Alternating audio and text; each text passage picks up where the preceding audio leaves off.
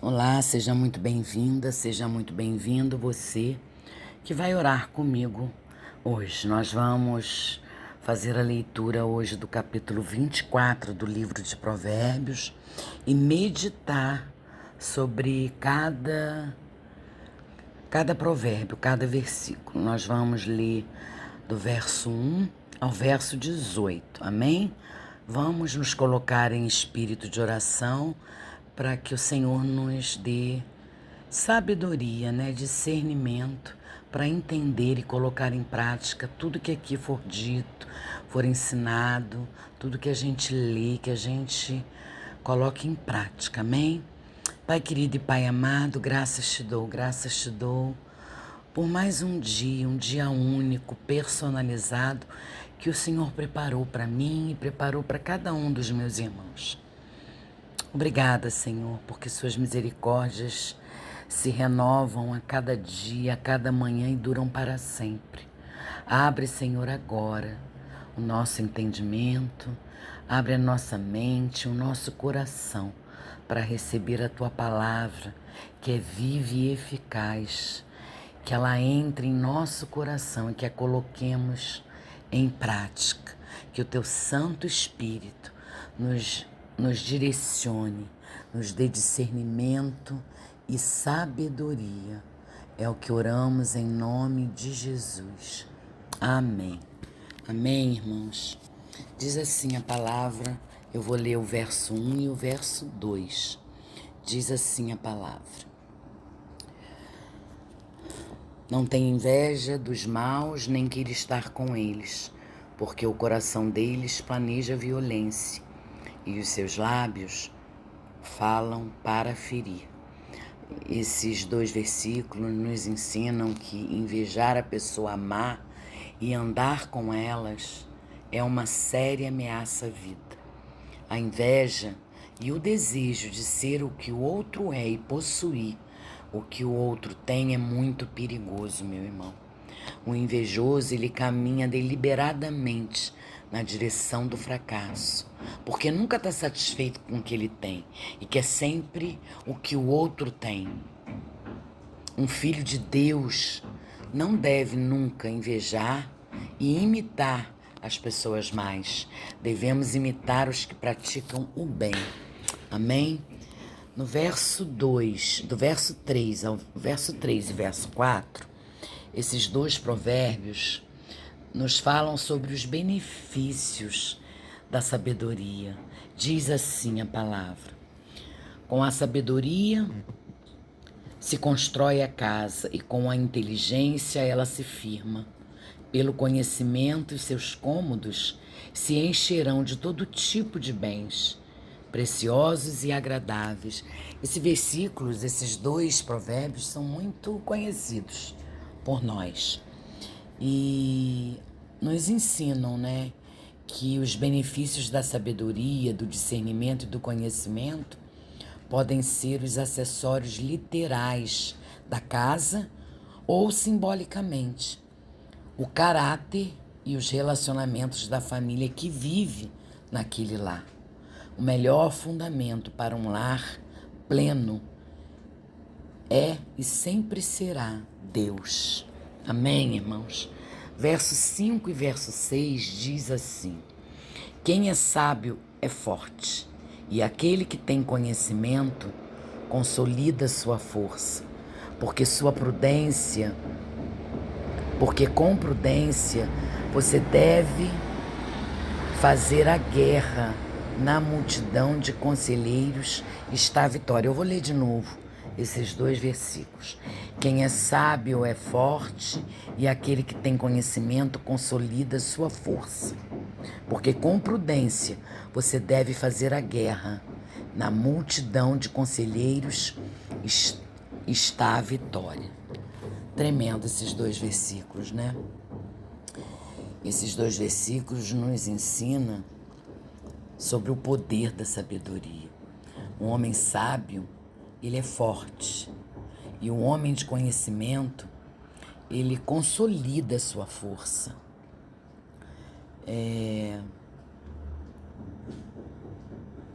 A sabedoria é mais forte do que a força, irmãos. Não adianta termos força física e não termos a sabedoria que vem de Deus. A força sem sabedoria é poder que destrói e mata. Já aquele que é sábio, mesmo sem a força física e sem poder bélico, tem mais influência do que a força dos exércitos e o poder das armas. Por isso que a gente vê que muitas vezes as contendas, as brigas são resolvidas mais facilmente com sabedoria, com as conversas, em chegar a um acordo, em compartilhar o que você acha e ouvir o que o outro acha. Isso é sabedoria, né? Não é querer impor nem fazer as coisas com a força do teu braço, usando a sua força física. Amém? Verso 7 diz assim: a sabedoria é elevada demais para o insensato no tribunal. Ele não abre a boca. É forte, né?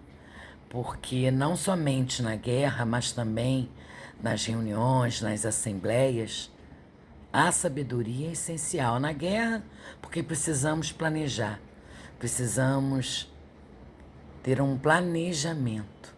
E nas assembleias, nas reuniões, precisamos ter discernimento, sabedoria, para nos fazer ouvir. O insensato, ele não tem nada com o que contribuir, porque ele não tem voz. Pode, por vezes, ser capaz de obter algum crédito, mas sua contribuição é nula. Aprendemos isso nesse versículo, no versículo 7. No Provérbio 8 e 9 nos diz assim: quem só pensa em fazer o mal será chamado mestre de intrigas.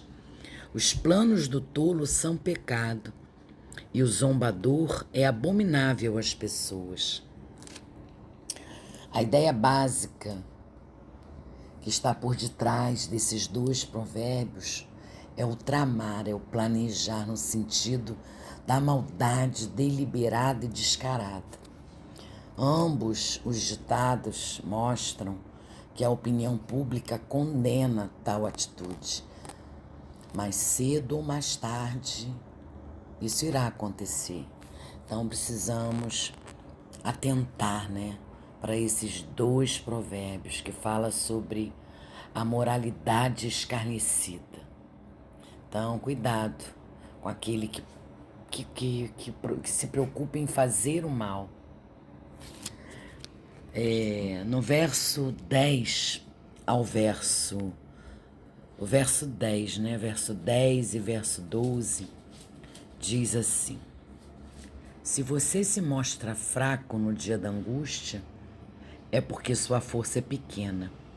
Liberte os que estão sendo levados para a morte e salve os que cambaleiam ao ser levados para a matança.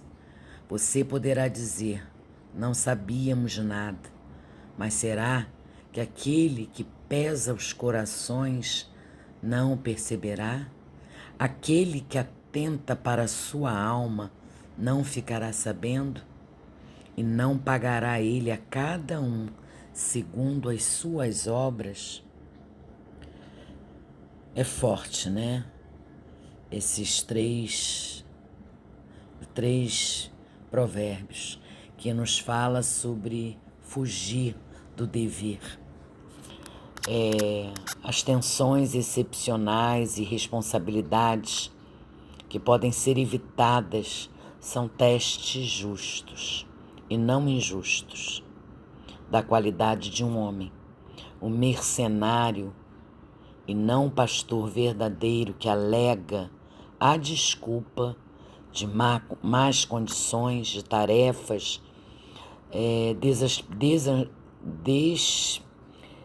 desesperançosas, então,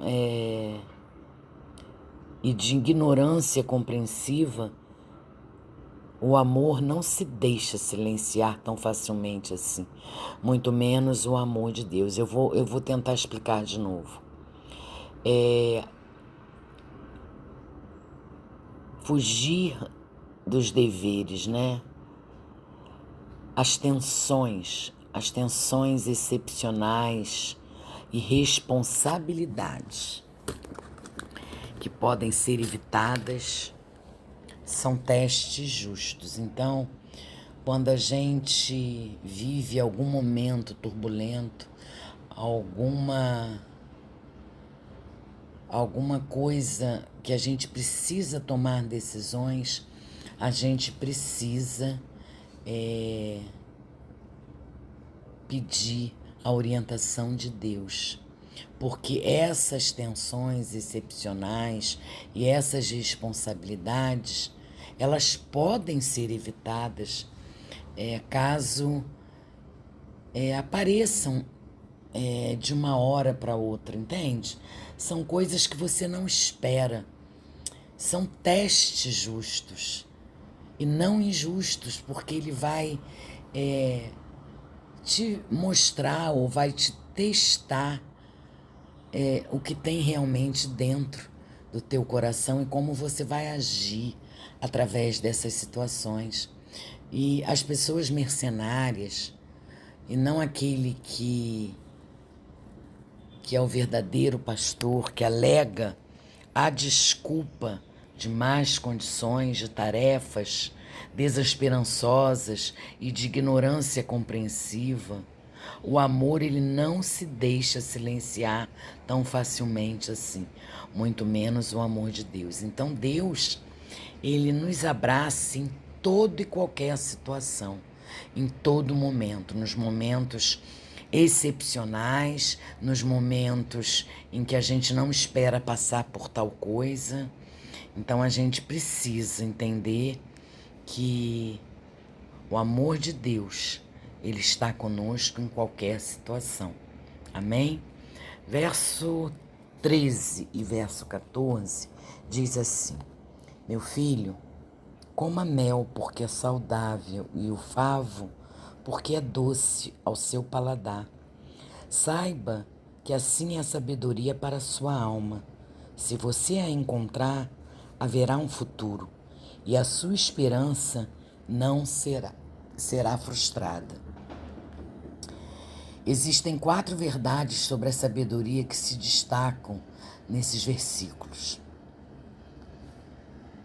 A sabedoria tem sabor, tem ricos nutrientes e produz bons frutos. A sabedoria jamais decepciona. Portanto, o sábio é aquele que se deleita na sabedoria como um faminto que desfruta de uma refeição. Amém? Então, ser sábio é se deleitar na sabedoria como um faminto que desfruta gostosamente de uma refeição. Verso 15 e 16 nos diz assim: não espie a habitação do justo, ó perverso, nem destrua o lugar do seu repouso.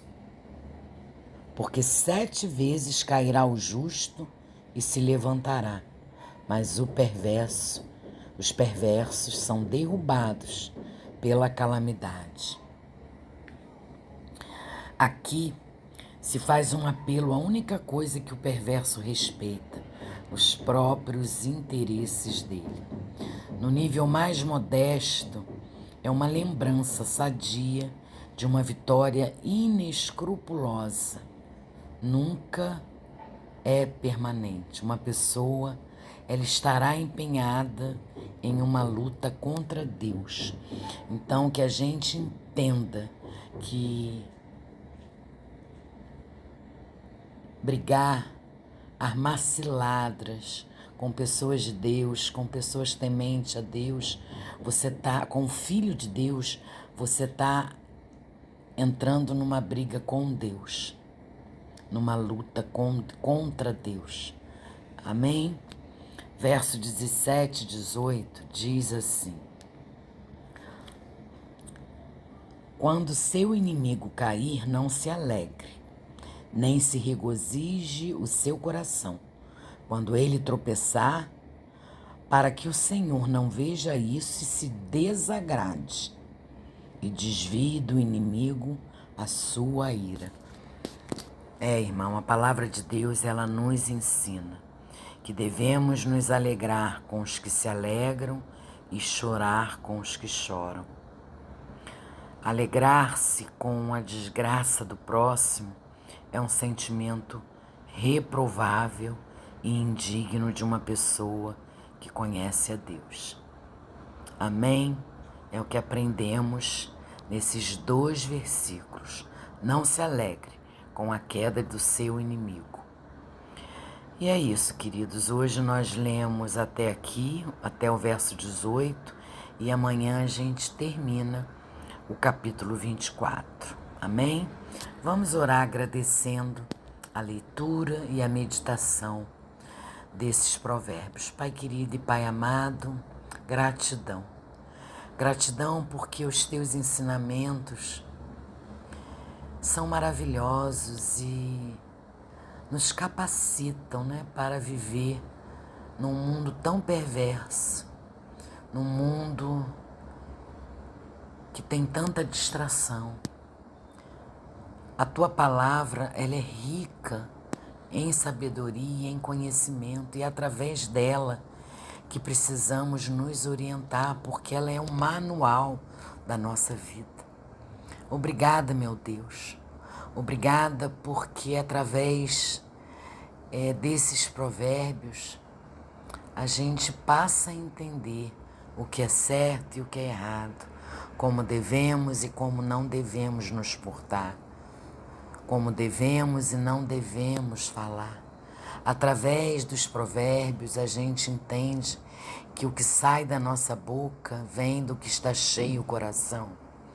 Através da sua palavra a gente entende que o homem sábio não é ter a força física.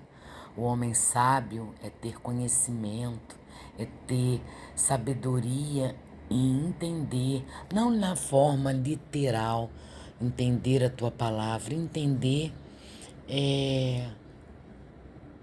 trazendo para nós, trazendo para a nossa vida o que ela quer nos dizer, porque a tua palavra não é para que a gente entenda literalmente, é para que a gente medite de dia e de noite nela, colocando a nossa vida em tuas mãos, nos deleitando em suas promessas, porque elas estão nela, na tua palavra, para que a gente já tome posse a partir de agora. Então, meu Deus, eu tenho gratidão por poder abrir a tua palavra, meditar na tua palavra e tentar fazer dela um manual para a minha vida, colocando em prática tudo que eu aprendo, usando a sabedoria para a minha vida, para agir de acordo com o que o Senhor quer, porque a vontade não deve ser nossa, a vontade é sua, o Senhor sabe de todas as coisas e o que é melhor para cada um de nós. Por isso, Pai amado, obrigada, eu te agradeço do fundo do meu coração por ter esse privilégio, por ter a tua palavra ao meu alcance, aos meus olhos, ao meu coração. Obrigada, Deus. Continua ministrando em nossas vidas. É o que eu oro, em nome de Jesus. Amém. Amém, irmãos. Deus abençoe infinitamente a vida de vocês. Fiquem com Deus.